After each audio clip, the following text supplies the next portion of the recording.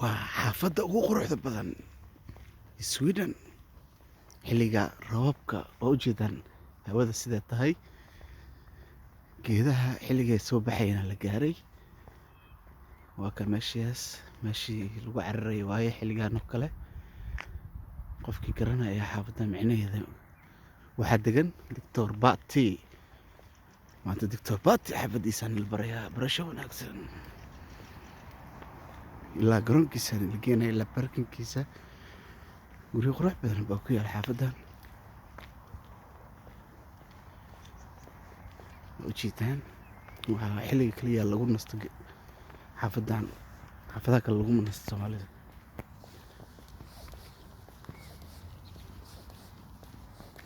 Fiiri.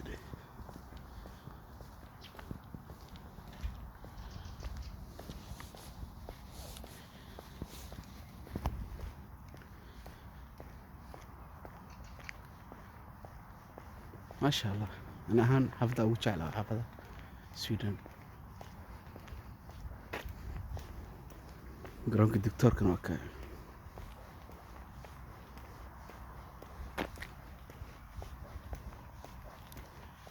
maanta dalxiis yar oo xaafaddan lagu golbaraayo sida u taalo.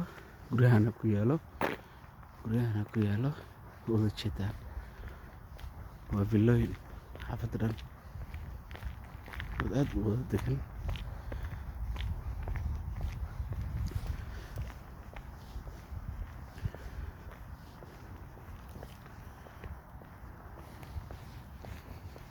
marka dalxiis waxaan maanta garoonka Dictorkana waa kana.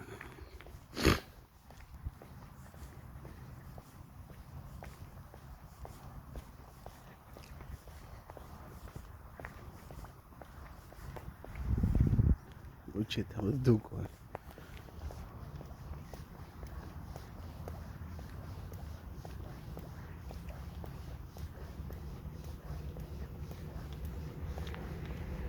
wasaaradda Dictorkana waa kana. garoonkiisana waa kana.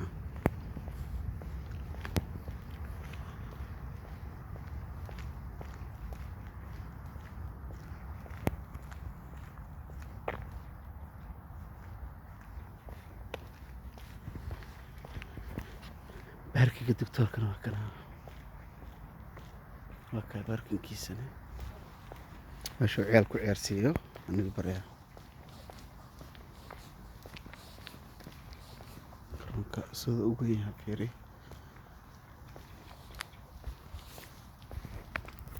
nadaafadeedna aaday u sareysaa xaafaddan.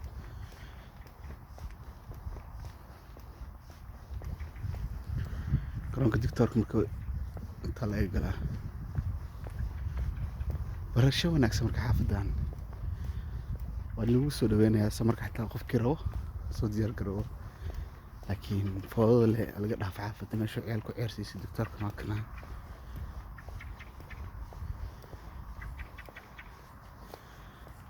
meeshuu ciyaal ku ciyaarsiiyana waa kana. daagaskiisana haddana la geenaa Dictorka.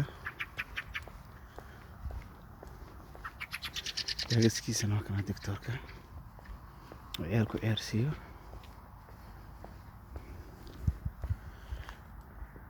ujeedaan xaafadda say qurux badan tahay oo nadaafad badan tahay. qofkii rabo waa lagu soo dhaweynaya.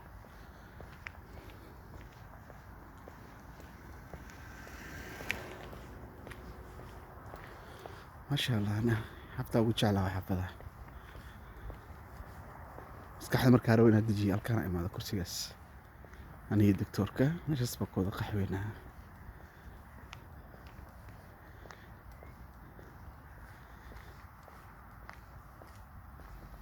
ninkii yaqaano ninkii Dictorku baa inta lagu soo heli karaa luuqan.